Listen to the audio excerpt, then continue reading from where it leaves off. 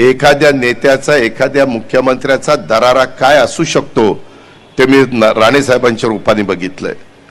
म्हणजे ते मुख्यमंत्री असताना पण त्यांचा दरारा त्यांच्या पक्षाच्या सगळ्या सदस्यांच्यावर होता आणि विरोधी पक्ष नेता असताना पण ती जागा असायची आणि नुसतं असं मागं बघितलं तर सगळे शिवसेनेचे आमदार चिडी चुप हजर तिथं असायचे, एकही इकडे तिकडे जायचं नाही, संपूर्णच्या संपूर्ण हजर असायचं।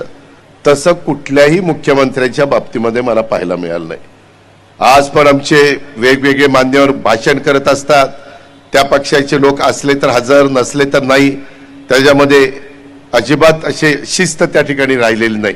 परंतु प्रशासनावर पकड कशी असली पाहिजे, प्रशासनावर दरारा कसा असला पाहिजे, काम कशा पद्धतीने उरकायचं असतं हे महाराष्ट्राला हे निश्चितपणे राणे साहेबांच्या रूपाने आपल्याला सगळ्यांना पाहायला मिळालं।